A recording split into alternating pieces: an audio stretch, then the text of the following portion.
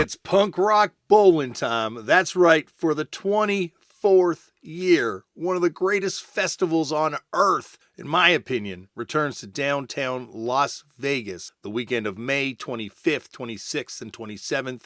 I have had some of my greatest times playing this thing and just hanging out at this thing. You want to know how much this festival speaks to Turned Out a Punk's mindset? The headliners are Devo, Descendants, and Madness. Every day of this festival, the lineup is stacked with amazing bands of all types and stripes of punk and hardcore from all different eras, from ska to post-hardcore. We're talking like Bratmobile to Rock from the Crypt to Stiff Little Fingers to the Cosmic Psychos to Scowl to Chad. And then there's also all these late night after shows which are happening. And you wouldn't believe the lineup of these things, from the Zeros to Agnostic Front and everything in between. This festival is out of control for fans of punk. So I hope I will see you there, because this isn't like some sort of festival that you just go to and the bands are secluded in some sort of backstage area. Bands and fans and just punks alike are all just taking over downtown Las Vegas. So you turn around and all of a sudden you're gambling beside John Doe from X. I don't know if John Doe gambles, but if you turn around on the buffet line, you'll probably see me. And you better believe we're going to be talking about punk music. And because this festival loves this podcast as much as this podcast loves this festival, Punk Rock Bowling is bringing you a series of special episodes. So each and every week, I will have an episode going up featuring someone that's playing this festival. And hot damn, are there some good ones coming. Head over to punkrockbowling.com and hopefully I see you in downtown Las Vegas, May 25th, 26th, and 27th. Hello, friends, and welcome to another Turned Out a Punk Rock Bowling special episode. Today, returning to the show, one of my favorite people to talk to, and just I love this dude, Joey Cape from Lagwagon, from Bad Astronaut, from Urban Assault, from the pre-RKL band. Even though that is debated by all parties involved, I still give Joey the credit for it. More on that in 1 second. But first, if you want to get in touch with this podcast, you hit up the email address, turnedoutapunk@gmail.com. There is social media pages for this thing, at turnedoutapunk on various platforms. Like the real ones, none of those like Tattler or one of those Trump bullshit ones. Like the real ones. And then you can also find us, me, on Twitter or Instagram at Damian. Support the show, tell all your friends about it, let them all know. And I think that's it. Oh, I play in a band. We're called Fucked Up. You can find out more information at fuckedup.cc. We got some shows and records and tours and all that usual bullshit that bands do. And hopefully we'll see you out there at the show. Come talk to me about punk. And tell all your friends about this podcast. That's the other thing. Huge thank you to Mutiny PR for once again helping us put all these things together with my brother Tristan Abraham and I, who produces this podcast with me. And we got a doozy for you. Years ago, I got to sit down with Joey for like a half hour backstage before he played his show, and ever since then I've been like, we got to get Joey back on the show. And now finally it has happened, and it was worth the wait. This is a fun conversation with someone. We go all over the place in this thing, and I'm very excited for you to hear it. But before you do, you got to remember to check out Punk Rock Bowling. The Lagwagon sideshow at Punk Rock, or late night after show at Punk Rock Bowling, is completely sold out. But Lagwagon is playing the main stage, so come on out and mosh and sing along. You can also mosh and sing along with Lagwagon at various other shows. You just go to lagwagon.com and they will fulfill all your Lagwagon tour requirements over there, and merch requirements, and social media links to various members of the bands and stuff like that. You can click down below too in that little bio thing, or show description thing. All right, I'm not going to ramble on anymore, because as you can tell, I'm not making a lot of sense with my ramblings today. Sit back, relax, and enjoy the return of Joey Cape to Turned Out a Punk. Joey, welcome back to the show. Hello, it's good to be back. Yes. Well, as I was telling you off air, like, you were one of the first I think you're like episode 70 something. So in the first couple years of the show, and I had really not figured this thing out yet. And also, I don't think I knew quite enough back then. But now I feel like I'm really ready to do this interview with you. All right. I feel like I've Well, gotten a lot more context for who Joey Cape is in the Santa Barbara oh, scene. wow. Okay. You come up a Cool. lot. I do, huh? Yeah. Shit. I don't know. Well, I think I mean, I'm an old guy and I've been here a long time. So, you well, know, I think uh, it was Chris Shiflett that put it in the way that you were kind of for him in a lot of ways like the guy he looked to for where things were going and always the guy kind of ahead of the curve in what kind of music you were into.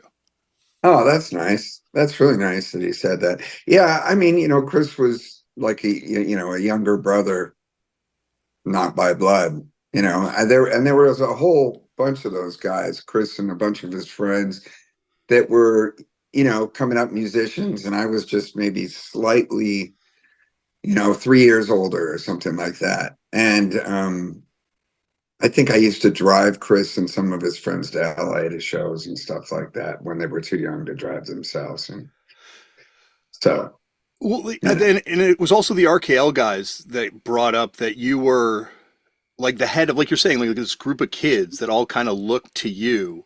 And as you went, so they all kind of went taste wise or fashion wise, what have you. well, I don't know about that. I mean, I feel like I think that when I look back on the scene here, I mean, it's the same for me. There were the older guys, from the 70s and the end of the 70s. Couple of bands that aren't even really notable, but That's what we there live for was here. What are the non-notable bands? God, what was that band from Nipomo called? I can't remember, but there was, I mean, the Rotters people talk about, and then there was a band called Strap On Dicks that were from Carpinteria, which is just basically shortly south of Santa Barbara. Um, Did you say the before Rotters? Sorry, I mean, did you say the Rotters as in like Rotters, Nuke the Whales and Sit on My Face Stevie Nicks? yeah, Oh, fuck. yeah. Did you ever see them? No, I don't think so. Maybe, but it's like this is where it gets weird for me. My memory is pretty blurry. I was about 14 or 15 when that stuff, maybe even younger. But I didn't really start getting dragged to shows. Same thing. I had an older brother kind of person. I mean, I was 14 or 15 and kind of getting into that culture. And so now we're talking like 81.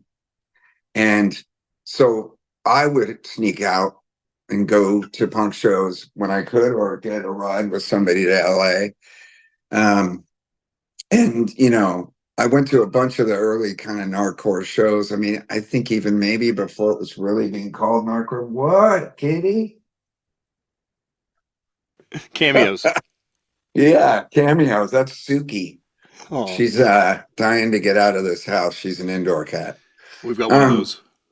yeah, anyway, I don't know. There were older guys, and a lot of those guys are gone now, But to me, it's hard for me to see that in reverse. And I think that if you ask Chris Shiflett, for example, well, what about Matt Rat? He'd go, oh, yeah. Well, then there was Matt Rat. Like who Matt Rat kind of from Rat Pack, he kind of turned me on to a lot of things. And also Chris, because I think Chris played with him a lot. You're going to have a lot of meowing on this interview. That's okay. The We've cat's had going bananas. we've had a lot of strange noises on this, and a cat's one of the more pleasant ones, so that's totally fine.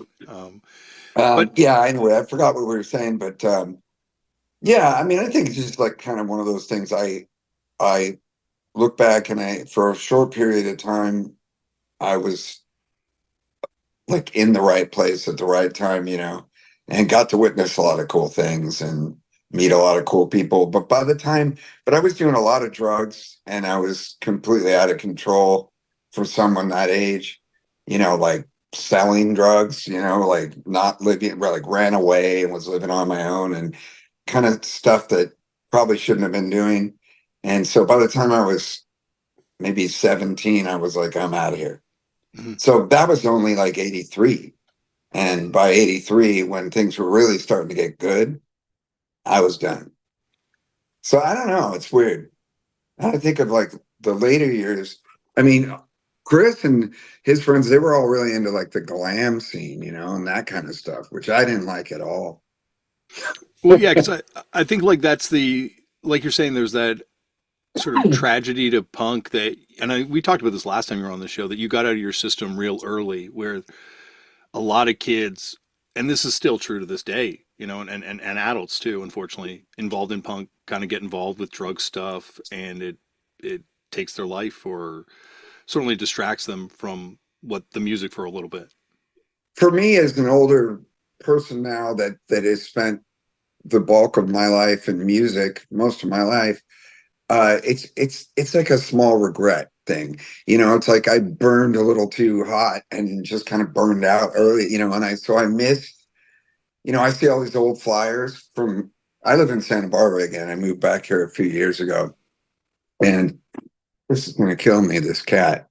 If you want to deal with it, we can I, pause for a second or something. no, no, I just, Suki, stop. You're not getting out. Sorry, babe. Um, I guess what I was going to say was, so often, like in, social media feeds or whatever, I'll see like flyers that people post. Like I'll follow a few things. Like I don't really like social media, but it's kind of fun, follow like 80s punk or something like that. And I'll see these flyers and I'll go, oh, I went to that show. Oh shit, I didn't. And 99% of the shows I didn't go to because I had already kind of exited the scene. And I missed out on a lot of cool things, like what RKL did, for example. Um, I knew all those guys in the genesis of the band, but I wasn't a part of that whole thing. So I missed like this large part of things that sometimes I will be accredited with being a part of, but I really wasn't. And so I sort of regret that. But on the other hand, had I kept going the way I was going, I probably wouldn't be here. You know what I mean? So there it is. or I don't or know. or even getting into it later on. There's people in this Yeah. scene that got into it later in their life, and it also fucked with them. Yep. If getting it out of your system early might have been also, as much as it took away these years from you, at the same time, it also probably prevented maybe something like that happening later in life when there are greater stakes in a way, or there's maybe more risk, or just yeah. Sure. Yeah. I mean, this town is the most beautiful place. It's just paradise. I mean, I'm looking out my window right now and it's like I'm looking at the mountains, and this place is so amazing. But when I was young and growing up here, there was sort of like an underbelly, there was this, and people that know it's just nothing for kids to do here. And so, okay, cat's trying to get out the dog door. Sorry. No problem. Quick pause. I got to put where the fuck did it go? Nope, you're not going out there. Yeah, so like kids didn't really know what to do here. They didn't know what to do with themselves. So it was, skating, punk rock shows in the venues that would last like, a few months before like the city officials and cops would like shut the place down for good. And drugs. And drugs were just seeping into this part of California from Mexico, Heroin was like almost like a small epidemic long before all these later things. So that was the kind of weird thing about it. But now I'm back here. I've been here 3 years now. And I came back at the beginning of the pandemic because I wanted to come kind of help my mom out during that time. And I was here like a week and I was like, I'm never leaving again. And on occasion, I'll run into people from that era, and it's a little bit of a drag, It's like, oh, I don't want to rekindle my relationships with some of these old dudes. But it's like that's like gone now. Now it's just this beautiful place. It's like I'm in some Florida retirement community or something. And I love it. So I live here with my partner and our animals, and it's fucking great. But it's a trip.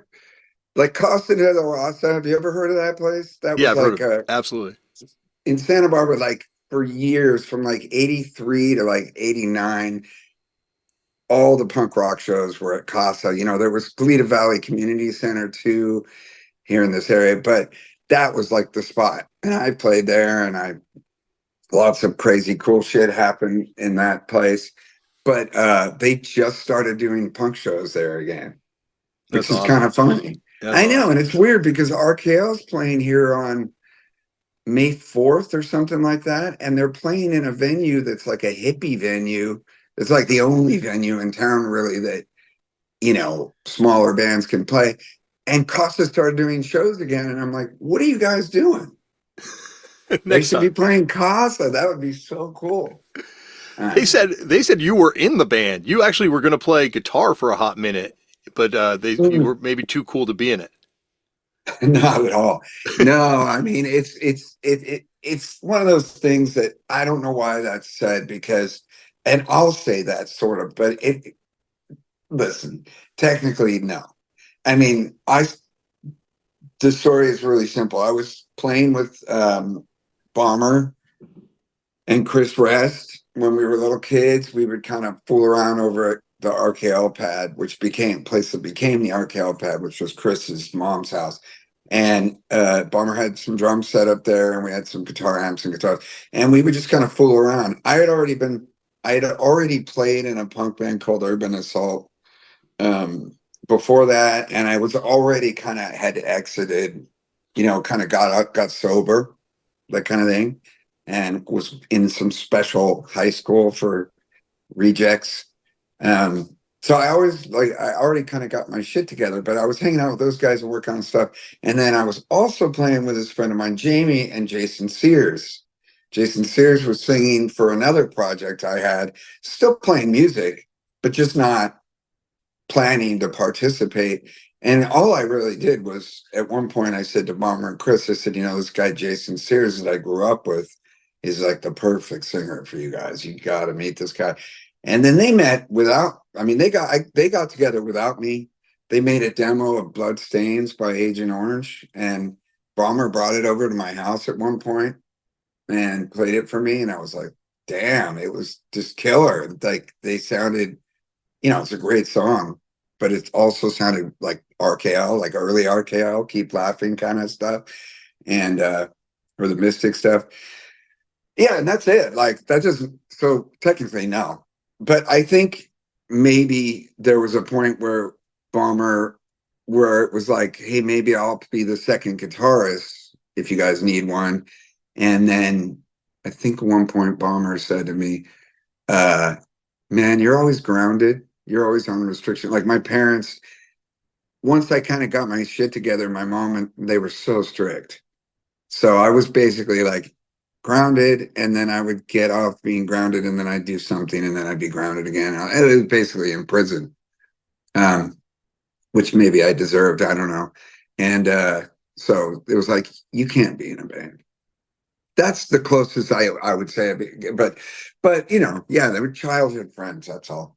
And yeah, and as soon as I started to hear the stuff they were demoing, like they had another early demo with like, I don't know if you know the band well, but Adolescent Death was like an early favorite song of mine. And I remember they made a little demo tape with that. And I remember hearing that thinking, like, they don't need this, like whatever this is, they're good. Yeah. Yeah, Bomber's someone that also I think through doing this podcast, like obviously I was always a fan of the band, but in talking to people from the area that saw them live, and especially people that knew Bomber, he seems like he was like a truly like unique talent and Oh yeah. could have done anything Yeah. in music. Anything. That guy, when he was a kid, I remember I played drums, you know. That's what I was. I was a drummer at first. And I remember kind of like sitting with Bomber when he was super young. And I mean, I was only a year old or a couple of years old, but I remember like trying to show him the first beat. You know what I mean? Like he's got this kit, and I'm going like, do, yeah, you know, like on the high on the hat. And Bomber like sits down and goes, yeah, kind of getting that. And then he just starts going, you know, just doing some Buddy Rich shit, like just naturally. coming out of him. And I remember thinking, oh my God, this guy's going to be an incredible drummer. Like he just has it. And he was like that with everything. He was like that with vocals. He was like a great bass player and kind of one of those super genius guys. Like his writing and stuff was very original. It's too bad, you know, the road he went down because he who knows what that guy would have done, you know? Well, it seems like a lot around that band. There's like a real tragedy. Like in talking to him too, it's just like I'm blanking on his name, and I don't be disrespectful with that, but like the roadie who passed away in Europe on that tour, and Oh, Will Muller, yeah. yeah, like it just Yeah. feels like there's like a We called real him Wilmo. Wilmo. Wilmo, that's what we called him. Yeah. Yeah, that's what I was kind of saying about this town. I mean, it was a really weird thing. I mean, you know, a lot of people have some friends that they've lost, but I had this friend about 10 years ago put together a list. I didn't have him do it, sorry. A friend of mine, when one of our friends died, and you know, another friend died, this friend of mine, Luke, he put together this list of all the people he lost, and he wrote a little tiny little essay about growing up in Central California or Central Southern California and just how weird it is, how many people we had lost. And I remember reading the list going, oh yeah, oh yeah, oh yeah, yeah. And it was like 50 people. You That's know, it's wild. like it was a real kind of it's a little bit of like a war here, like in those earlier days. Just you know, kids that are bored and there's money. It's a bad combination when there's money. I mean, whatever, privileged kids, you know. Yeah, and it just seems like it's also, I guess, like a punk trope too, like you mentioned with heroin, where no matter where it is, it just finds. And I guess it's because like a lot of kids that wind up in punk, uh, in addition to some of them having money, certainly are also like dealing with trauma or dealing with some sort of longing that they find a void that can be filled temporarily with this sort of stuff. But heroin and opioids is just a constant reoccurring theme in punk Yeah, music. it's true. Yeah, I don't know. It's funny. I always look at like, you know, the whatever you call what I'm mostly associated with, which is the 90s skate punk stuff. Um, you know, it was pretty good, clean fun, you know, with a lot of drinking and there was definitely like drugs, but it's just like it's so much safer and so much in hindsight and retrospect. I look at it and I go, yeah, like we were a bunch of wimpy dudes. It was pretty wimpy. You know, like yeah, it was just so rarely really out of hand. There's some good stories, but and I'm very happy about that, you know.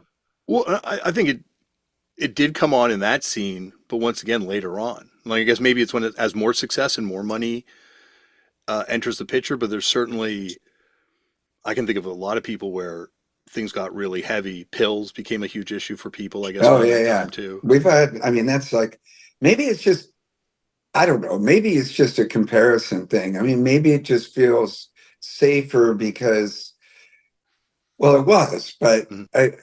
I don't know. There was just as many people falling off, you know, along the way.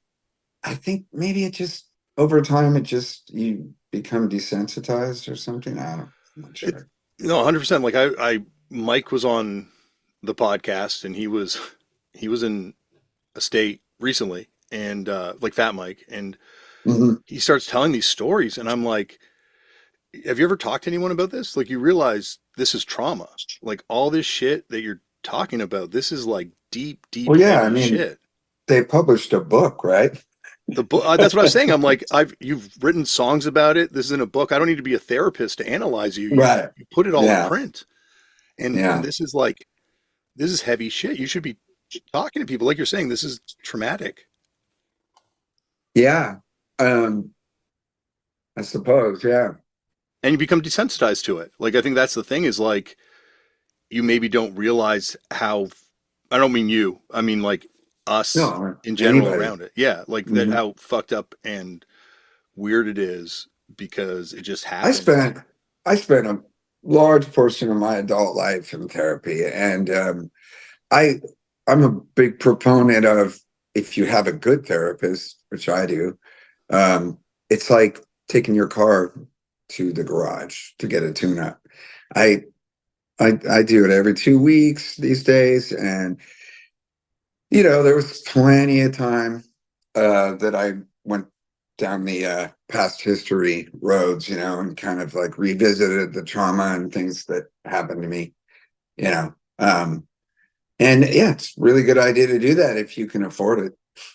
And I haven't always been able to afford it, but when I can, I do it because I just feel like my life's just exponentially, more rewarding and just better in every way when I sort of, you know, take care of those things. And to kind of reconcile the trauma from the past, if you can do it, it's a great way to kind of put it in perspective rather than it just be like these dark secrets. I don't know. It's very easy to just kind of push stuff down that happened. Um, but also I think there's some poetry and there's something sort of romantic about looking at your life and seeing all these things, closely analyzing these things and looking at them. And then once you kind of have them in the spot where like, okay, I understand this, I know why this happened. And there's a really good silver lining here of how I managed to, you know, overcome some things. Then it's great. Then you can kind of leave it alone. And I find that, you know, that's the thing that more people should do. A lot of people just medicate instead. Um, but we don't live in a country that is, I mean, this could get very political very fast, but, it's not like we put a lot of money into the social services here. We'd rather spend money on military and all sorts of other things. And it's not a big focus. So people have to actually seek it out, really seek it out, you know, and a lot of people don't. They just kind of bottle it up. And I don't know, some people are just fine that way.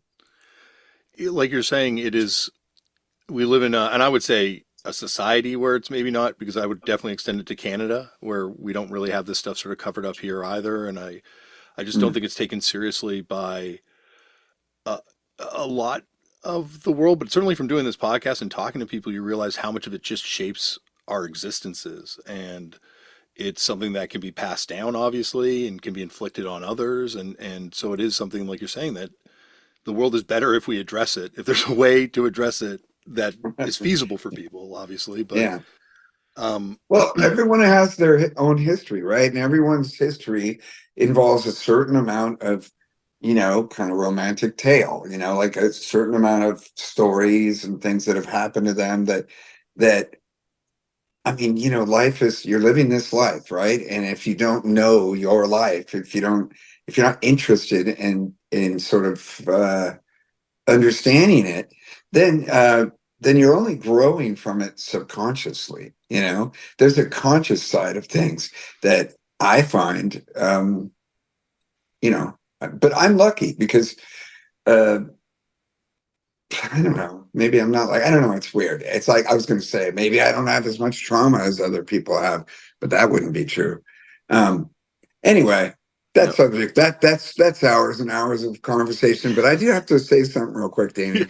yeah, So I was listening yesterday to the podcast you did with Bill Stevenson, the last one, yes, and it was and you introduce it like you say, I've talked to Bill a few times, and once he gets going, it can get wild. Like you don't know where it's going to go. And I thought, geez, that's me. Like I'm that guy.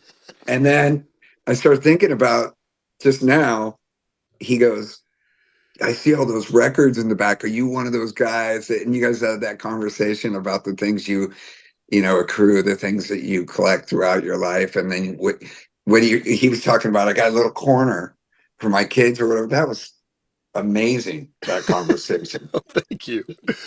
Uh, I feel like, yeah, like I've interviewed Bill 3 times now, and you've made records with him, right? And so Oh, yeah. I'm every time I've interviewed him, every time I've interacted with him, I feel like it's been like a different side of his personality. that I've interacted with. And not to say that like he's like a different person completely, and there's no, Mhm. but he just seems like there's no predicting a conversation with Bill, especially when on the record. Like first time I met him, he farted on me in the interview on Of my old TV course, show. Like, of course. Oh my God, that's so great. Yeah, I uh, miss that guy. I mean, he's like amazing. He's an amazing person. But yeah, yeah, it's really well, you know, and talking to Bill too. Like Bill is someone that um, after watching Filmage and after mm, having that conversation with him, it gave me like a new understanding of some of his lyrics in The Descendants and knowing where yeah, those lyrics yeah. come from. Oh man, I mean, Milo Goes to College was basically my favorite punk rock record for a couple years, which says a lot. You know, Hmm. I mean, Especially during there's that so many period. there's so many great classic punk rock records, but I remember that, that was a record that once I got my hands on it, it was played more often. And different songs were making mixtapes from that record. It was just one of those really seminal records for me. So when I finally met Bill and some of the other guys, but in particular Bill and Milo, yeah, it's so cool when there's something you've been listening to from when you were a kid, and then you actually get to kind of explain it a little bit. You get a little explanation by meeting that person and delving into their personality and kind of, psychoanalyzing them, Well, that whatever it is. But yeah, Bill's awesome. He's that's why I do very this thing. Like that's the only reason I do this podcast is because there's like so many questions I think about. And backstage at a show, there's no appropriate way to bring this up in a social setting. So like I'm like, no. oh, make a podcast and then I can punish friends and then I can find out all this nerdy shit. That's smart. Yeah, that's good. Yeah, because the code of the road is when you meet people, you got to be cool.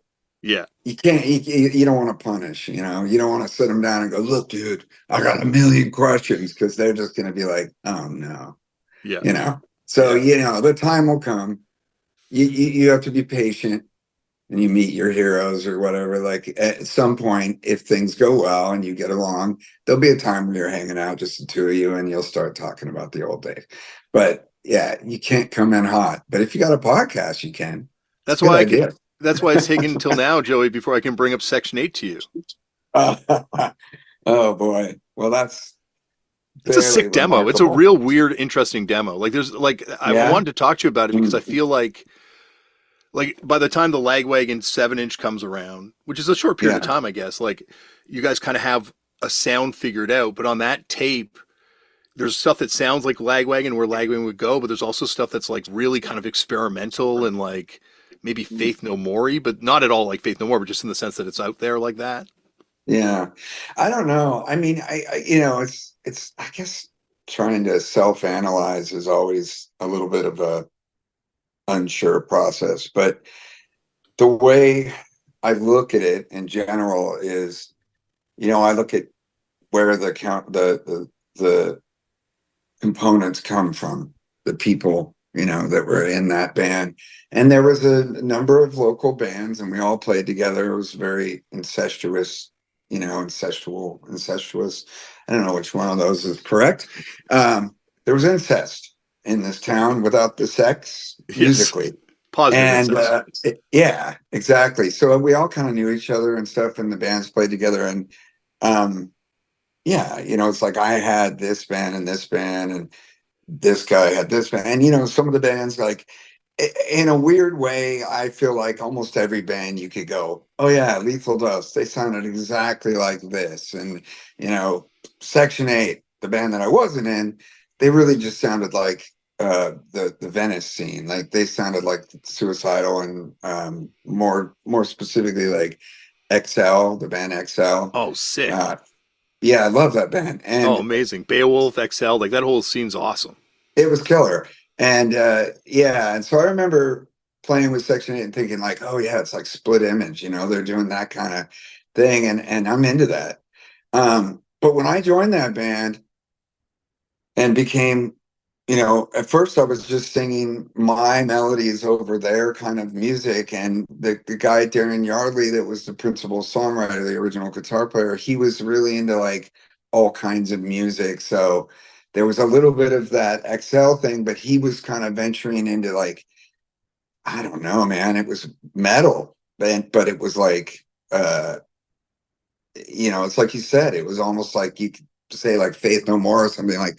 I mean, he was onto something that would probably have been really cool had he not quit the band. But yeah, I just put my spin on it, and then that was, I don't know. We had earlier demos, is what I'm saying, and they were way more. They were way less punk or hardcore. And then I think when we made the demo that you're talking about, that was sort of me writing songs for the band, and we did very little of the older stuff. And my take was like, I'm going to do whatever this band's doing and add a little Bad Religion, because just before that, not long before that, Suffer came out, and that kind of changed my life. I mean, I love all the early Southern California punk stuff. I grew up on it, but I heard Suffer and I went, oh, like melody. Melody is okay, which I love because I grew up listening to the Carpenters and ABBA and Neil Diamond and, all that crap, which is gimmies. But it was just like the way that they made it sort of acceptable to actually have very good melodies, and it still was. I don't think I had really heard that yet, like that to that depth. Were you into So we like kind Plimp of, Soul? it Oh, was sorry, I like didn't a mean to. hybrid of all these things. It's a hybrid. It's so collaborative, a band and the band's sound, and especially when a band's early on. There's not usually like a leader at that point. It's more of like everybody's got to be happy, which is a really good thing. I think it's why a lot of bands' early records, their first records, are often considered their greatest records, because there's things are just different. It's a much more natural progression because you're not thinking at all about like who are we, what do we do. You're just like, no one's ever going to hear this, so let's just make ourselves wholeheartedly happy, which is something I think everyone who has any success in the arts tries to hold on to. Yeah, I know that's I do. interesting. Oh, you're right. That because that's 100% makes sense too. Because you're also that's the only time you're not writing as to be this band or to be this entity. Like there's no Yeah, defined thing yet. yeah. And then it's something you're trying to push out of your mind, but a second or third record, if you've established something and you have a following, it's hard not to consider what people like about your band, and you love the fact that these people appreciate you, so maybe you want to kind of stay true. Especially because as a younger person, there are bands that you love that do that thing where they change entirely. And it's rare. Every once in a while you say, oh, I love the direction they just took. But for the most part, you're like, well, I'll just keep listening to these old records because that's what I love about that band. Well, Yeah. it's also like as you get older, you realize like how much, especially being in a band, how much of our appreciation for music is tied to nostalgia and like the time and place Mhm. that you heard that band and like Yes. that more than anything to do with the songwriting. Like you could be writing the best songs of your life and people will still like your demo because they heard it when they were, primed. Exactly. Yeah, that's so true. I mean, how many cases can you think of where a band actually improved, became more, I don't want to say professional, but, better Hmm. at their instruments, and not, and I don't call it polished. Some of the time it's just like, no, they can fucking play now. And so, yeah, it doesn't even matter if the third record is by far the best record they made. You got to give it 10 or 20 years before people realize that, Yeah, you know. At definitely. that time, people were connected to the nostalgia when they discovered something. Yeah, and I am too, and that happens a lot with me. But you know, I mean, as good as Milo Goes to College is, as an example, the Descendants are clearly a better band now than they were then. Mm-hmm. I mean, they're incredible. You see them live, and it's like, holy shit, every time. Those dudes can fucking play, Yeah, you're like and they competing and they against your make great records. yeah, and you're competing against yourself at a certain point in a band where like you're never going to be able to live up to yeah, especially like Descents are a perfect example. Like they wrote these Yeah, songs when they were like teenagers, early 20s at that point, maybe at the yeah, oldest. yeah. I don't know. It's interesting. Like especially as you're saying, like 10 or 20 years go by. How many people come on this podcast now and say "Into the Unknown" is their favorite Bad Religion record? I'm not going to say everyone, but there is a population that says that's the best Bad Religion record now, which at a time would That be is inconceivable. nonsense. That's fucking nonsense. That sounds like that falls into the category of like, hey, I'm super cool. Like, listen, I'm just different because everything's generic now. We all wear the same clothes, and you know everything in the world ask us to be the same and similar. And so, just so you know, I'm a genius. And so that one thing that was a misfire, that's to me, that's the greatest piece of art. Sure, there are examples that might be true, but that's not one of them. And Yeah. I don't think it's one of them for the guys in the band. Well, it's actually on this show caused a bit of an issue because Jay very much takes the same position as you. Says it was a huge mistake. But when Greg was on the podcast and I brought that up to Greg, Greg got a Oh, of little pissed at course. Jay. Of course. But I think he was spearheading the change, from what I've read and heard. I think he talks about it in his book. And I, I don't know. I just think it's kind of funny when people say that. And we, if you say to me, there's a large amount of people that say that, then I believe you because you know better than I do. But I think it's kind of funny. I do think that people are sort of insecure and they like to side with the minority The because contrarian point of view. Yeah. contrary minority because it makes them feel like they can bust out of their imposed skin. And yeah, I don't know. But in a nutshell, like, you know, if I'm looking at Bad Religion, how can hell be any worse? It's great. The early stuff they were had on comps, it's great. That EP, uh Back to the Known, I Back to guess, the known. Yeah. is rad. And then, later we got Suffer, which is like it's just flawless. It's so fucking cool. And they had their thing, like that's when you go, Bad Religion has a thing that nobody else has. That's it for me. That's the quintessential, right? Thing for and so when I look at something like Into the Unknown, every once in a while I'll put it on because I find it in my record collection and I go, I just gotta listen to it one more time just to kind of make sure that like maybe there's some kind of nuance in all those synthesizers and shit that I missed before. And there's like one tune on it, I can't even remember what it's called, where every time I go, yeah, that one's all right. But I mean, song for song, if I take the song and I go sit with my acoustic and figure it out and play it. There's like that other thing that they did. It's on one of the comps. It's like Greg and Greg, I think it's called, and it's like some weird like King Crimson prog rock song, like before Nice. Into the Right. Unknown. So it was in the water, I think. But Yeah. I mean, it's Lagwagon in our early days when we were first touring, people would come in our van for like a ride, like some kid would jump in and go, can I ride to the next town or something? And we predominantly listened to Steely Dan and Frank Zappa. That was it. That was like there were only certain things that everyone in the band could agree on to listen to. So we were listening to stuff that just was like nothing like what we were doing. And I'll never forget that it was always kind of a thing that I was proud of. It was like the reaction of the person who happened to hop in our van for a 6-hour drive and they're, inundated with prog rock and weird kind of fucking jazz music, like that sort of thing. And we know all the words and we're singing or we're like, laughing. And Yeah, yeah.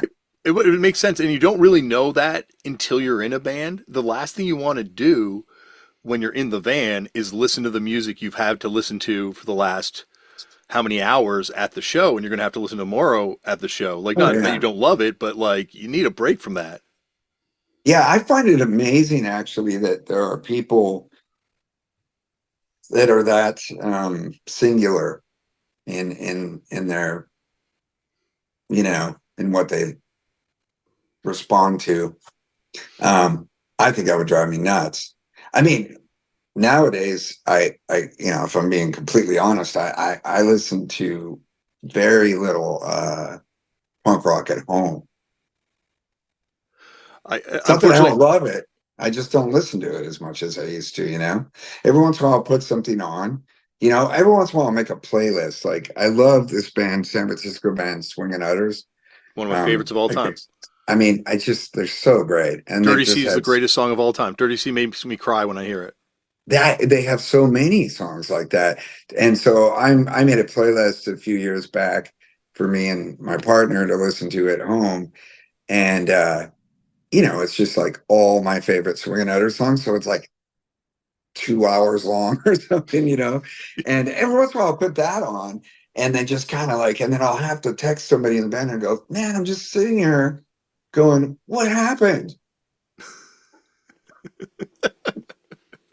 You know? Yeah. One thing I wanted to find out from you is because like one thing that also is very much talked about in West Coast punk is there's a certain point, like a tipping point that kind of happens where there's all that violence that kind of comes in, or all that new energy, to put it, I guess, more politely, that comes in when hardcore comes in and chases out the original 100 LA punks. But then there's a violence that kind of comes in after that, which is a lot more gang involved in some cases, a lot more deadly in a lot of cases. And it just seems like it almost kills the punk scene at a certain point. And a lot of people leave for the Paisley Underground or glam or move to San Francisco. Like there's almost a mass exodus. And I was just wondering your memories of that kind of time period, because I know you said you were kind of like on the sidelines anyway from music, but do you remember seeing Yeah. that happen, or do you remember kind of perceiving that energy shift? Yeah. I mean, God, I have no specific idea of why, there's no great theory that I have, but I do think, like anything else, other kinds of music were starting to get more popular. I mean, the the era that I sort of think of punk as pretty much really going away is around the mid 80s. Like 84, 85 is when you really started to go, oh wow, like this is kind of taking a turn. And that's like the earliest years of like the crossover bands, thrash metal, that kind of stuff coming in. And yeah, I don't know. I think you're probably right. I think, it's like anything else. Everything's a bubble, right? And eventually it kind of just pops and things change. But yeah, I wasn't involved enough at that point to really know like what it looked like in LA. But I remember when people started, I remember when like newer venues had like a newer scene. It's funny, the decline of Western civilization. There's the Yeah, first one, then there's that non that the second one. that hiccup, the second one, like, which is like, I don't know what you're doing, Penelope. This isn't even like, and then the third one, which I wrote off when it came out, but I watched again recently, and I was actually like, this is good. Yeah. Like I found it really entertaining, and that's sort of like a next wave hardcore kind of thing, like surrounding like the Anti Club in LA, which we played once, and there was like a new scene, and it was like largely, the hardcore kids were, a lot of them were homeless in LA, which is like, wow, that had to be brutal. Um, I don't know. I mean, you know, Well, maybe because every part of that contributes, and I think like what you're saying, that's yeah, that's what's amazing about punk is that it, like as one scene, as one bubble bursts, there's another one kind of growing up underneath it, and That's definitely what kind of happened with punk and hardcore. Like it seems like these big shows got too big, too violent, but there's all sorts of little things, like you're saying, the anti club, the country club. Like there's all these venues that start popping up, and Country you, club shows, the mudlarm shows. I went to lots of those. oh, Those awesome. were great. Those were awesome. That place was the best. I mean, that is my single favorite club in my history. Like I saw so many great shows there. Where was So that? I don't great. even know it. In a town called Reseda, which is kind Oh, of the valley in Los Angeles, like north of Los Angeles. That's where Van Nuys, Encino, Reseda, Northridge, Sherman Oaks, where Fat Mike, I think, lives. I don't know. It's like there was the country club and then there was the porn industry. You know what I mean? Like I think for a long time before that, and even now, I think there's it's a big porn hub. it's definitely got like well, there's like like you're saying, there's the hardcore scene that I guess is happening around there with like bands like No Comment and I guess stuff that would wind up on or sorry, on Chris Dodge's label years later on sort of like Mhm. Slap Ham Records, and there's sort of yeah, there's like a recurring kind of like DIY explosion of There was hardcore. that straight edge kind of scene too, Yeah, like in the early 80s, like 83, 84, 85, whatever, like all those um Uniform what, Choice, Inside Out. yeah, no for an answer. Yes, And yeah, I saw all those shows too. I that's mean, awesome. yeah, yeah, they were cool. I mean, I loved some of those bands, but yeah, I Who were some was of your favorites of that stuff? Because like that's what I love about doing this show is because it's all punk, it's all punk, but at the same time, like people aren't necessarily associated with certain subgenres of punk in the same way like when the guys from Death Cab for Cutie were on. Ben Gibber Mhm. was a huge Lagwagon fan when that band was forming, and was Weird. yeah, like so. That's what Huh. I love about doing it. So like hearing you talk about straight edge hardcore, even though like geographically it's the same place and temporally it's the same place, it's just not necessarily something that you'd associate with you, or at least I Yeah. wouldn't. And that's well said because I would say out of those, like that little straight edge burst, like all the inside out and all that stuff. When those shows were going on, I would go to a lot of those shows. I mean, I never really loved Uniform Choice, and they're arguably like inventing this thing, um, or like I don't know, Gorilla Biscuits. I mean, it depends on how wide you go with this mesh, but I really like that band, No for an Answer, and I mean, I don't know. I haven't listened to them, and I mean, I'd probably put them on now and go, oh, maybe not. But they were just killer live. And I remember, I was still pretty young. I think that guy was like long before like Eddie Vedder was like writing Sharpie on his arm. That guy had this bold tattoo on the inside of his left arm that just said no poison or Poison poison free. free. Poison free, right? I Yes. think. And I remember just going, fuck, that's ballsy. Like, there's no hiding that shit. Like he's dedicated. At that time, I was sober. Yeah. I was so I flirted with that a little bit, but yeah, I went to like every kind of show there because it was only an hour and 15 minutes from here to go down to Reseda, and so it was just easy. There were shows there all the time, and I went to the metal shows, the punk shows, whatever.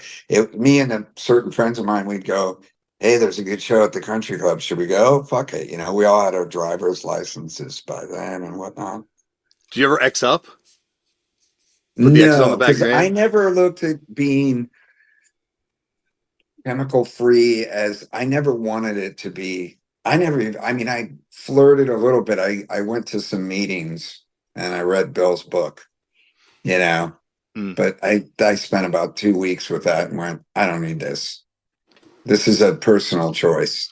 It's the way I see faith. My dad was a religious guy, but he was also a physicist, and faith for him was a very personal thing. This sort of thing that humans do, where it's got to be like a gang. It's not for me. So I never like. I liked some of those bands and where they sounded, but I had no interest in being a part of like the straight edge thing because it seems so stupid to me. I mean, all of that gang stuff seems pretty lame. I'm not into it. I mean, you can't. It's like, do you ever smoke cigarettes? Very, very little. Like not in any sort of serious way, but yeah, I've tried it. You'll know what I mean when I say a lot of people when they're smokers, and I was a heavy smoker, they go with their best friend or their partner and they say, "Let's quit together." That doesn't work. I mean, I believe in a support system. I believe that it's good to have somewhere to go where people that are having similar struggles are there. That's wonderful. But the rest of it is very much you. So I never got into those kinds of cliques or whatever. I just wasn't interested. Plus, I like so much. I like so much of the different stuff. Like in that era, I was going to see like LA metal shit, like Rat and that kind of stuff from the Sunset Strip. That not the really shitty stuff, but like a lot of those bands like Rough Cut and Rat and like those early bands, I was into them. I liked them. And then the next week I'd go see like Beowulf and XL and whatever, you know what I mean? And I like that too. Yeah. Well, like you said, it's faith, right? And it's like finding something to fill that void in the same way like a lot of the programs are about finding that higher power and recognizing that higher power. And I think that's what, and I say this as someone who did X up and definitely did at a certain point in my life. And I think it Yeah, was great because like if anything you can cling to as a young person, that's a positive thing. Like, wow, sure. what a great thing. But it fills that void. It gives you that higher power. Like, what do you believe in? I believe in straight edge. Like it's, And totally get it. And no judgment. I think having been in a fairly religious Catholic family when I was really young, and then my dad leaving the family and basically just leaving, I had probably an early aversion to faith. mm, I cannot remember a time where I actually was a believer. I mean, I think I'm genuinely an atheist in the way I see things in life. So that may have sort of uh yeah, I don't know. I just I there's always I always have had a little bit, I wouldn't call it a fear, but just an aversion to when people start to form groups, you know? yeah, And now it's really easy to kind of see why that can be negative because we know a lot more about human nature. yeah. But yeah, I don't know. I don't know. I just never really got into it. Yeah, I found that I was always kind of visiting all those groups. When you went to those early glam shows, did you ever see this band? I guess it would have been before that, called the Wigglers. I really want to dance with you was their song. Vince Neil was the singer before he joined Motley Motley Crue. Crue. Um, I don't think so. They then But there became. was, Oh, go on, sorry. yeah, we'll go ahead. I was just going to say there were a shit ton of those bands that I was like, no way. I mean, the hair metal thing, the early kind of Sunset Strip hair, there was like 5,000 bands called like Lixeray and like, like they all had these like really misogynistic point of views and everything. And that shit was just no, thank you. I was like kind of into the more rock and roll stuff, that was like some of those bands were good. They were good musicians and they had cool songs. And I can still listen to some of it now, but it's pretty cool. Uh, sometimes you gotta close your ears to the lyrics. But yeah, there was like a ton of bands. It was just like not. Maybe I was a little too old. Yeah, Yeah, I but don't well, know. it's interesting because like it to me is the same permeation that punk is, but this is where the love of the New York Dolls goes the other Yeah, way. yeah, and like the New York Dolls, Hanoi Rocks, and those bands that are like really seminal for a guy like Chris Shiflett. Mhm. Um, that I never really got into those bands either. I Have don't you ever know. heard Briard, the pre-Hanoi Rocks punk band? I no, I don't Ooh, think so. Maybe I should check it out, huh? I'm gonna send it to you. "Fuck the Army" is one of the best punk songs. They were, Oh, cool. yeah, but it's like amazing how much of that stuff. And the Wigglers also were really good. Like they're more kind of like I'd say a power pop band than I'd say a Hmm. glam metal band, and they became After Vince Neil left, he was replaced by the guy who wound up singing the Simple Tones, and one of the guys from Channel 3 was in the band too. Well, oh wow, weird, wild. Yeah, it's amazing how close all these things can be just because of the geography and the era, you Well, know? and it was just such a potent time. Like I'm fascinated by what happens in California, kind of from 75 to I guess 85, like you said, when this sort of dies off, where there's just sort of this like youth culture explosion, and it to me it comes out of punk and goes from there. Mhm. But like glam metal, like and obviously hip hop and rap is a separate thing too. But like there's Yeah, just so later, much yeah. shit, right? Like it's just crazy. Well, there's a lot of people in Los Yeah, Angeles, there's a lot of fucking people there. And so, I mean, just countless things have sort of, and then New York, and I mean, yeah, it kind of makes sense in a way. People move to these places from everywhere because there's a lot of clubs and there's stuff happening there. And so it's funny. I mean, how many times have you traced something that you like or liked when you were a kid, and then you kind of figure out later, like, oh, that dude was from, Michigan or, or Louisiana or something. And it's like, I always just thought he was born and raised in LA, but, a lot of but transplants and that kind of thing. there, Uh, there are a lot of transplants, but it feels like not to be all native New Yorker about it, but like there's a lot of like people that were from LA that were making up this scene. And I think it's interesting when oh, yes. you look at the Riot on Sunset Strip era to the Manson era, and then the suppression of youth culture, and then how scared the cops got, like you said earlier, of you guys when punk starts happening, and especially hardcore starts happening. Um, it feels like this was this explosion of kids that had been kind of like in the post Manson era kept down for a number of years, and then all of a sudden they couldn't keep it down. Like you couldn't stop these kids from having shows in halls. You couldn't stop these kids from making culture kind of happen wherever they're going to make it happen. And they tried. Yeah. Well, yeah, kids, I mean, young people go through a phase in their life where they have to sort of become individuals and they have to figure out how to get there, I suppose. And so, depending on the time, I mean, it was hippies, then Manson, then it was punks. You know what I mean? Like it's sort of like it kind of makes sense. And but it's all kind of rock and roll in that it's anti-establishment. I mean, I it's something that when I talk about music, I used to have friends, like older friends, who were like, it's all rock and roll, man. And I kind of subscribe to that philosophy in some ways. But yeah, yeah, no, there's definitely like LA bands. There are people from LA and there's people from Orange County and people that are from what we call the Nardcore scene, which is this entire area. Um, and yeah, that's the thing.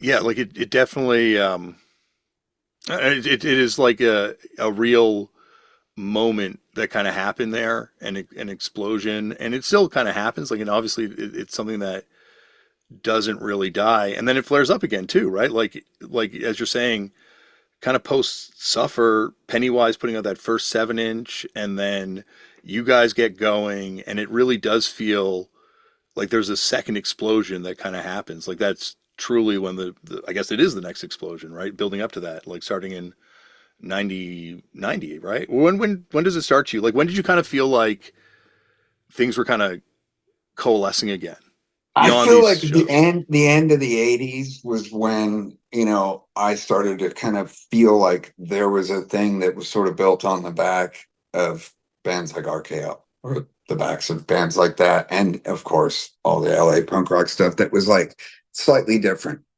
And um and I could see by 90 like that our band was kind of like there was a thing in this town where before we signed we would play a show and it wasn't like we were playing a party or some club and 100 kids were there. It was like 500 kids.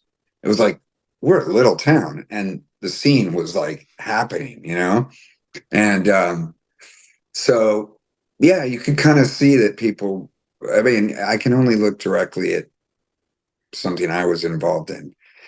But you know what I was going to say, which is something different, that when I started traveling, when the band started touring internationally, I became acutely aware that everyone has this history where they're from. You know what I mean? Like, we're in certain cities in Germany or something, for example, you start to get to know these people from the earliest times. We started going there in the early 90s, and they would talk about, oh, there was this band, and I would love to speak German better so I could make up a funny name. And they would talk about, yeah, in the 70s we had this, it really this really requires a funny name, but I can't think of anything. Uh, Daytonhosen? well, yeah, sure, but yeah, but I mean, you see, there was a history. I mean, that's Yeah. literal, Yeah. But like obscure stuff that never got internationally famous, and they had kind of a punk scene, which was like way, way different because of the roots, are so different. And then I sort of feel like it's humbling.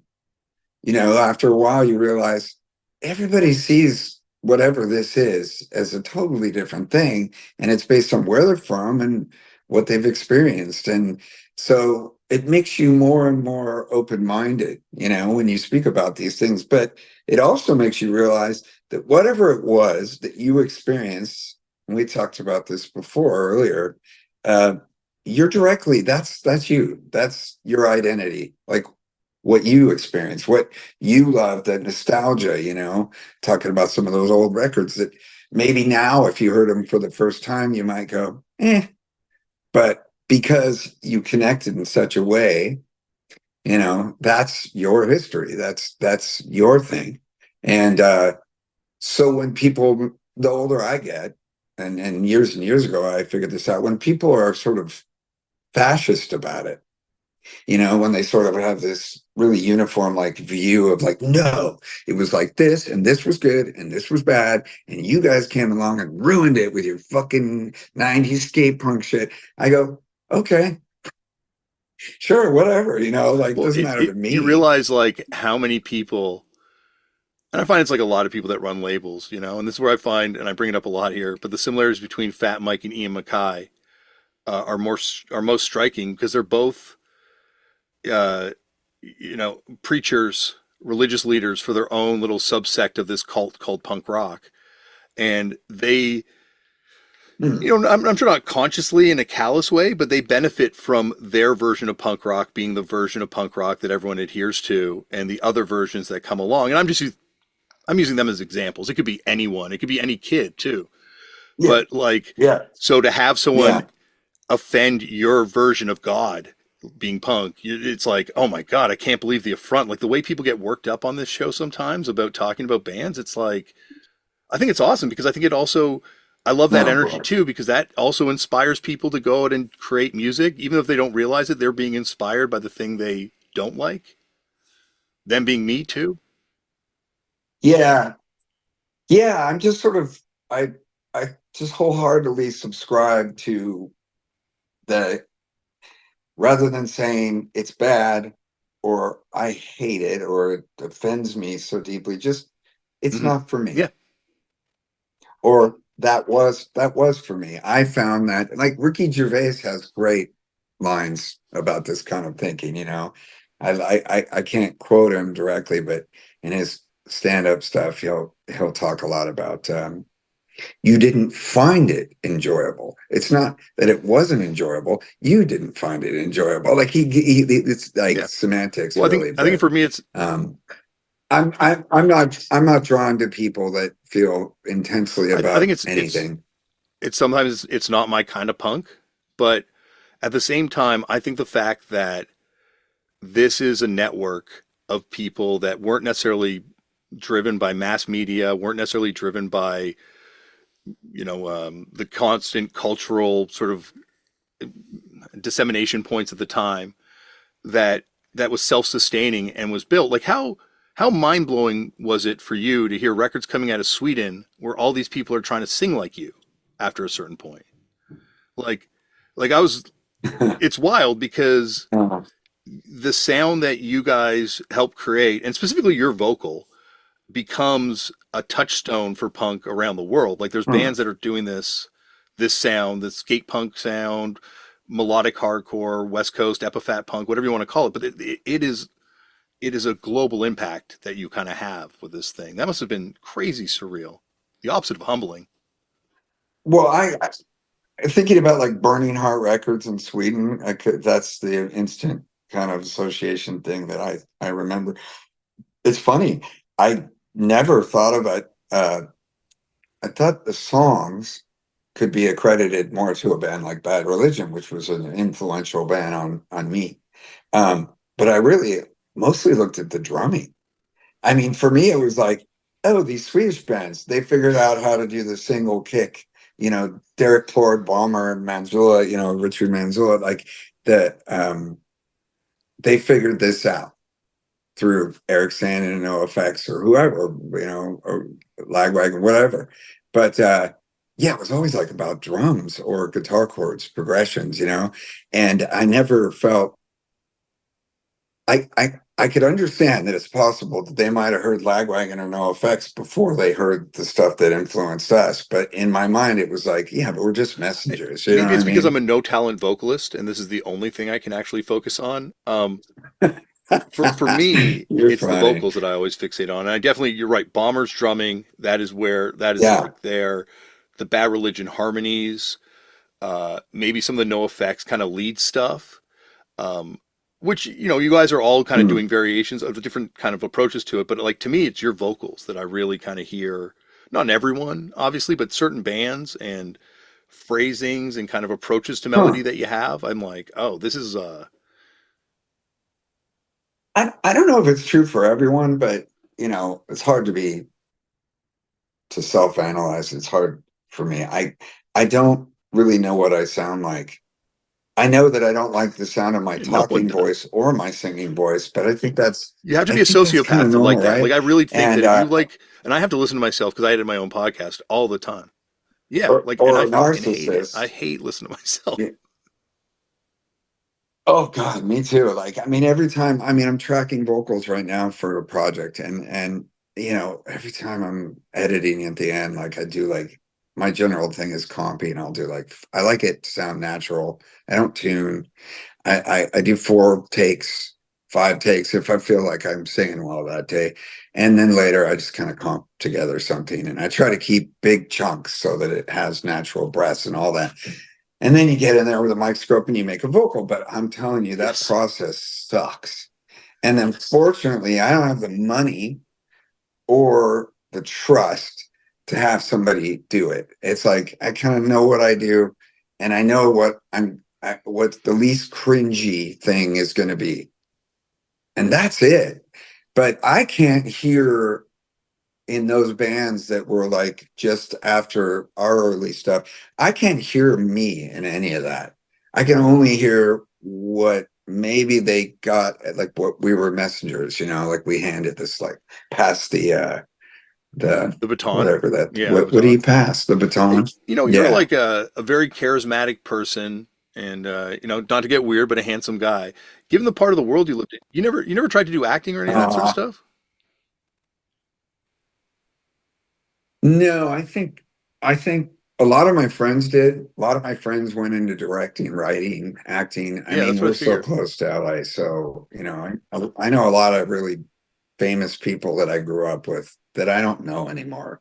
um it's funny, I'm always reading about this kid Morgan Neville, who I grew up with, who I really liked when we were little kids. And now he's just this famous writer. He does all these great documentaries. And last night I watched his newest documentaries on Steve Martin, the comedian. It's on Apple TV, I think.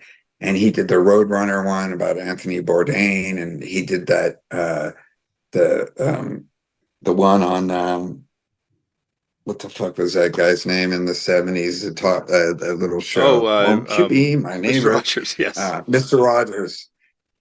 Yeah, he's done all these great docs, and I'll be reading about him. I go, God damn, I wish I hadn't lost touch with that guy. I think in the era of my life, or the part of my life where I might have got into acting or got into writing or got into those kinds of things, I was way too fucked up.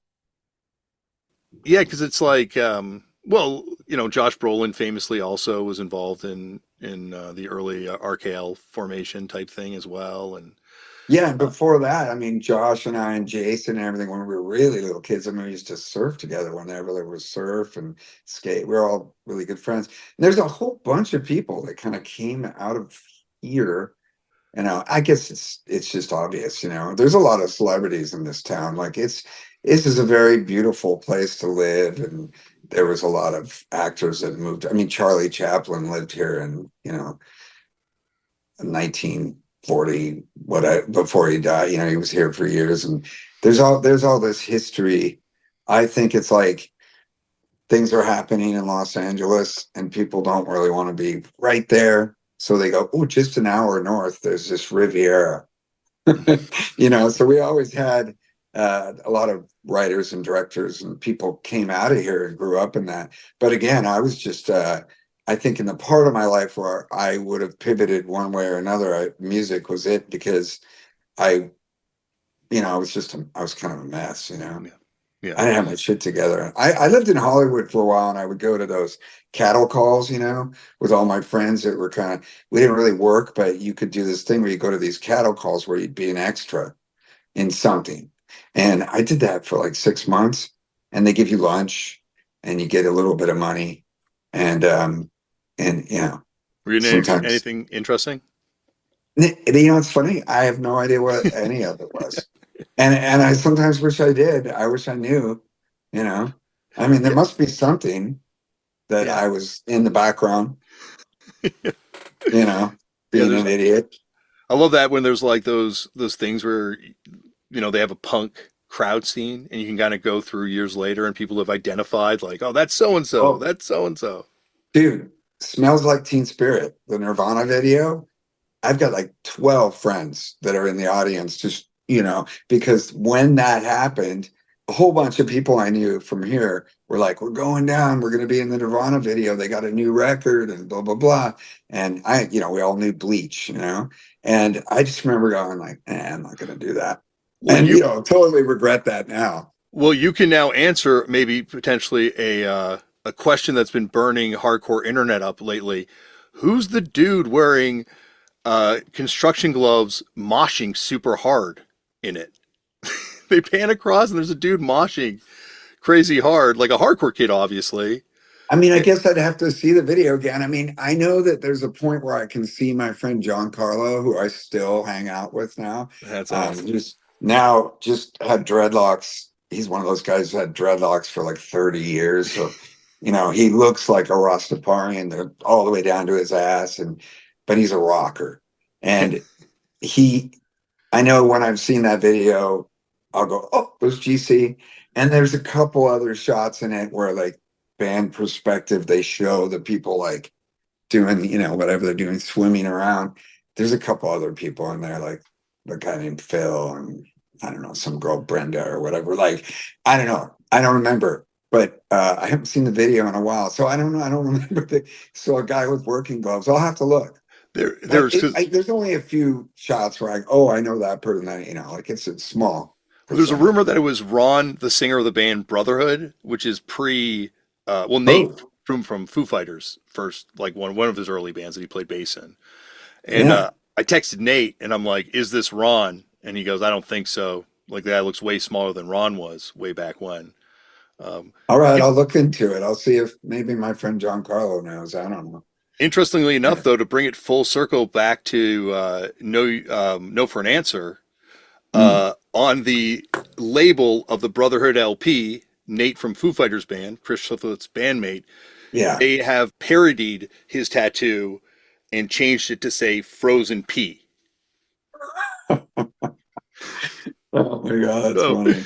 a full circle moment back to there. That's Uh, rad. I there. love it. So there's also this moment where this stuff starts exploding, and Mike, when he's on the show, always talks about post Nirvana, how everything changed. But for me, as a fan, it seems like it's a few years later. I was just wondering for you, when did it feel like it's going from like 500 kids locally coming to see you to 500 kids in Toronto coming to see you at the El Macombo in like 97, I think that was 96, 5, Yeah, 96 was the 96. Yeah. first time. Yeah, that place. That was Um, that show was made when I realized like this is the band I want to be in. I don't want to be in a band that can play a stadium. I don't want to be in a band that can play, I want to be in a band that can play a room like this and pack it out. And that to me that's the apex of doing this thing. yeah, I still feel that way. I don't, I think, I don't know. I don't know what it is, but there's something that's been in me for my entire career, for lack of a better word, that just, it's like, yeah, I don't really have that X factor thing for big fame. And so I don't know whether it's like because of that, that maybe I never kind of, you know, became more mainstream, or if it's because I just didn't want it. Who cares? Like, it doesn't really matter whether it's just whether what you were capable of or what you wanted or what you chose. It doesn't matter. But yeah, I mean, I would see arena concerts on occasion and be like, "Oh, this is so cool. I never want to do that." So Yeah. I'm with you, like but then I go to a mugwump show or a country club show and I'd be like, someday I want to fucking play this place. I want to be on that stage. That looks cool. And it's funny when I checked these things off the list over the years, like played the country club, like got to do some of these things. When you get, well, Hollywood Palladium, I remember, like, that's a perfect example. That looks so huge when you're in the audience. It looks like this giant stage, and you're like, whoa, that's like right in the middle of those two things, the Mm. arenas and those bigger. And the first time you're actually on the stage and you're like looking over at the guitar player and you're like, God, he's only like 10 feet away from me. Like, this isn't even a big stage. Yeah. It's such a weird thing. Um, and of course, we played festivals like as big as like 150,000 people. But I never really enjoyed that because there's no synergy, there's no thing that you're not like connected the way you are. Hmm. Bad Religion and Social D are on tour together, right? And they just played at the County Bowl here, which is like 4,500 capacity. It's a smaller amphitheater, but it's so great. Like, the sound is killer. It's carved out of the mountain. It's a beautiful place to go see the show. I didn't go to the show the other night because I wasn't mentally feeling up to it. I get Sometimes that. I just sometimes I just can't be out in the world. And I missed it. But I heard it was incredible. But I've never played the bowl. And sometimes people in this region will ask me, did you ever get to play the bowl? And I'll go, no, but I don't want to because it's scary. Hmm. Hmm. What I mean? It sounds scary to me in a way, but also it just isn't, it's not the same thing. It becomes theater. Yeah, like oh sorry. All How right. many kids do you have, Damian? Three. Three. All right. So it's Yeah. full house. It is knuckin' futz over here. It is crazy. Yeah. But You're um in it. I'm in the All right, shit. I'm gonna make a coffee. A Like, base no, it's gonna please. make A it's gonna base make a bunch of noise. No, you got to make a coffee because it's right on brand. Yeah, I'm just hitting that lull right now in my body's kind of like, another coffee.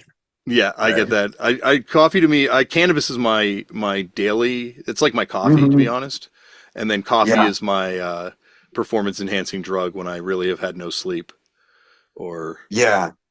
I'm always trying to quit coffee, and then it just comes back into my life. it's I like when Bill was on that podcast. He still has like 7 cups of coffee before he gets on stage, and God. I'm like, how can that be good for your gut at this point? And he's Oh like, I'm no. drinking kombucha. I think it's giving me heartburn. I'm like, I might be the 7 coffees. Yeah. Like, No.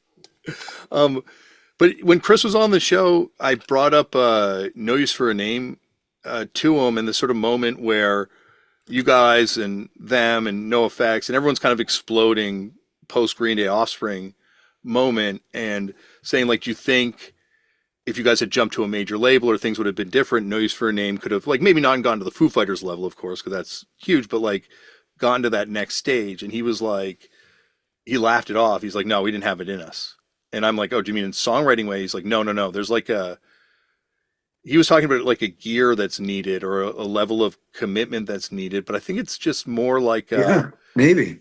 but I don't, but like you're saying, it's also like a choice that you have to make that we're going to go for this. And if Yeah, it, yeah. and I've never felt comfortable wanting to do that. I've never felt the desire to do that. And Well, in hindsight, I see it as a series of choices, and they're micro, mm, micro, like, and many, many moments where you made a small decision to go this way instead of that way, and they add up to the bigger choice, the philosophical choice of where am I comfortable and where are we good, where do we do well, uh, and where do we feel comfortable?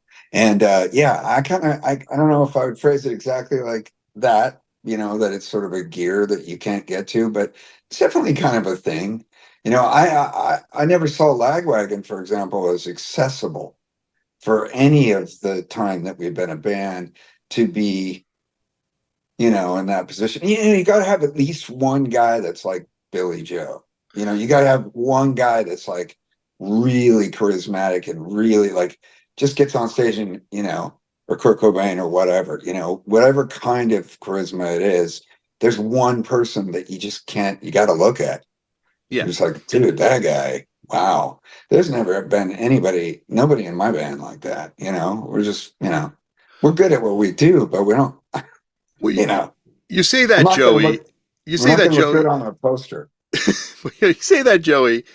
And once again, not to make it weird, but I think you guys are more charismatic than maybe the Offspring was, and I think more melodies than the Offspring has. Like the Offspring, to me, like you're saying, there's like Kurt Cobain, Green Day, even Blink 182. There's like that look that you can see across all of them, which is like, yeah, this band, it makes sense. They look good on the poster.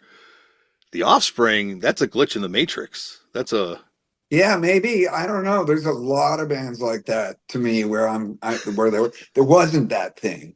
yeah, Um, but look, how things are filmed, the production, whatever, that can happen. I guess what I'm saying is, unless it's natural, it's forced. yeah, So when, sometimes it's scripted and forced or whatever in a way, at least the way I see it.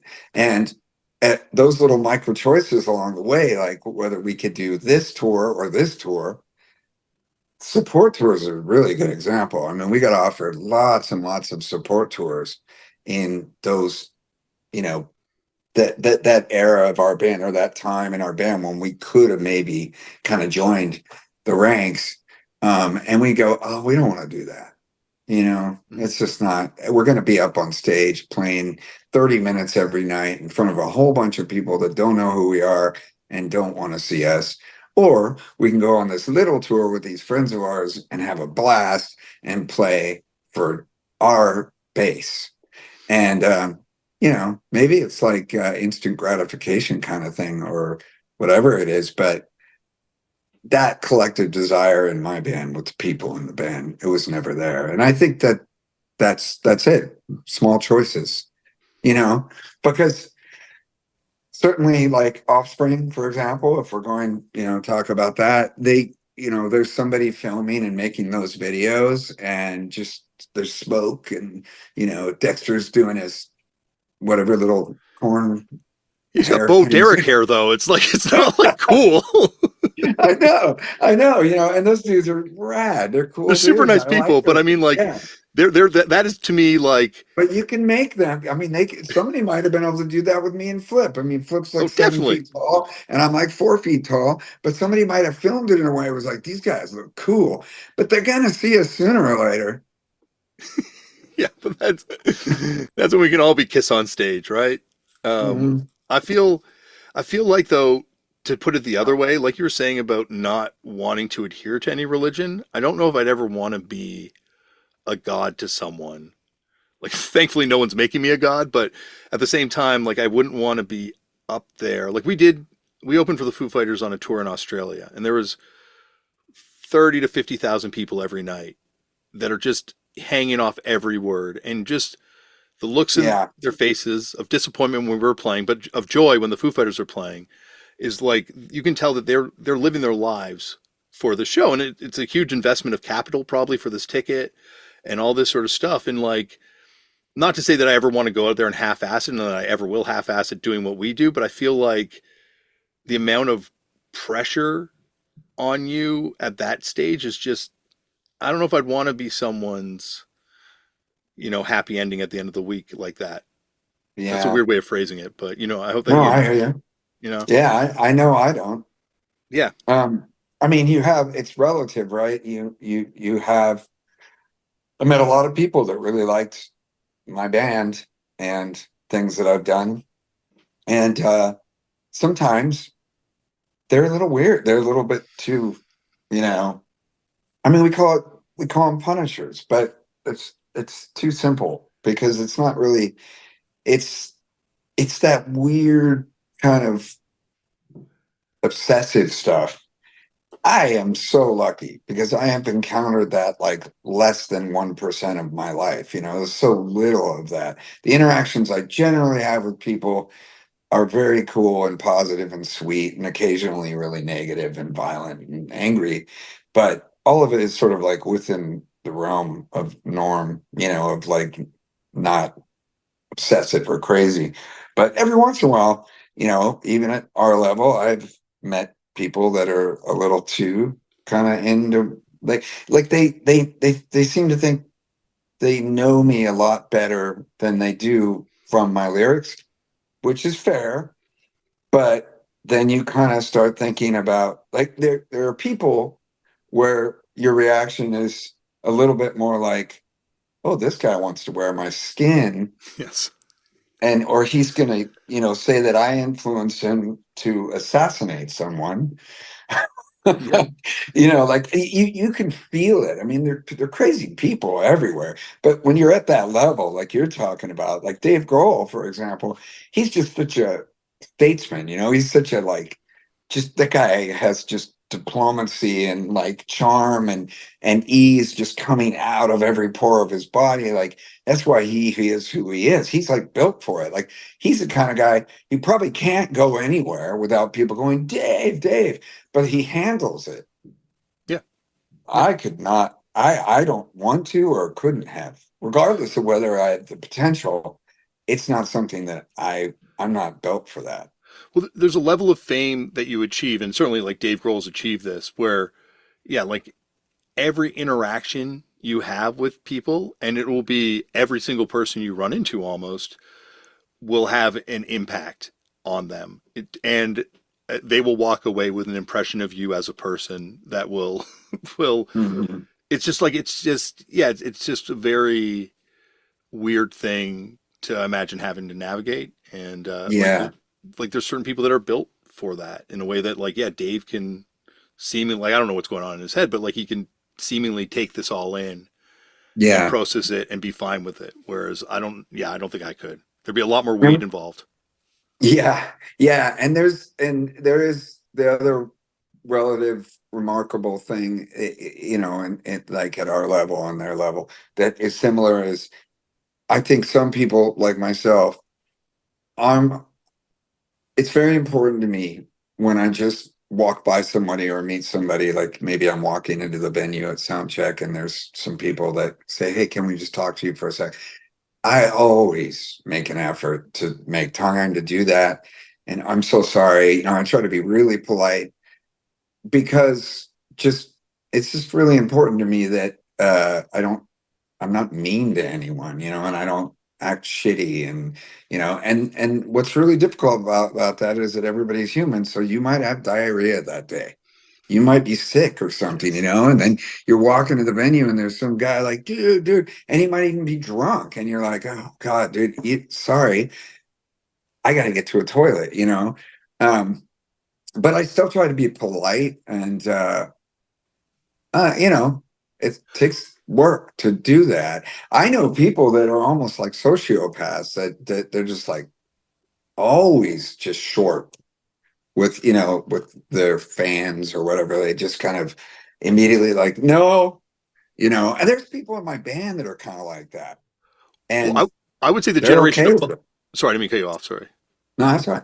I was going to say the generation above you from LA punk, I find, and I'm not going to name their names, obviously. Off air, we can talk about their names, but in my interactions where people come up and talk to us together, I find that to be their way of dealing with people. Like when someone asks for a Yeah. selfie, it's like, I'm not giving you a fucking photo. It's like, okay, come on, we can. Yeah, yeah. There's a, And they get away with it too because it becomes their persona, yeah, It's but like it adds to the mystique and all that.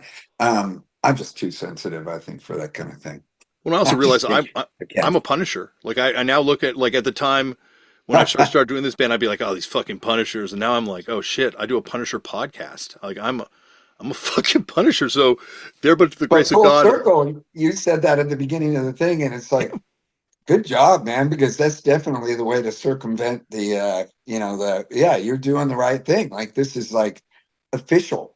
yes, official Yeah. tissue. Well, Joey, I could keep you all day, but your cat will be very pissed if I keep you any longer. Anytime you want to come back on here, you are always welcome. This has been a lot of fun, Oh, buddy. thanks, Damian. Yeah, man, it's always good talking to you. I always enjoy it. And yeah, appreciate it, man. Thank you. It's punk rock bowling time. That's right, for the 24th year. One of the greatest festivals on earth, in my opinion, returns to downtown Las Vegas the weekend of May 25th, 26th, and 27th. I have had some of my greatest times playing this thing and just hanging out at this thing. You want to know how much this festival speaks to Turn Out a Punk's mindset? The headliners are Devo, Descendants, and Madness. Every day of this festival, the lineup is stacked with amazing bands of all types and stripes of punk and hardcore from all different eras, from ska to post-hardcore. We're talking like Bratmobile to Rock from the Crypt to Stiff Little Fingers to the Cosmic Psychos to Scowl to Chat. And then there's also all these late night after shows which are happening, and you wouldn't believe the lineup of these things, from the Zeros to Agnostic Front and everything in between.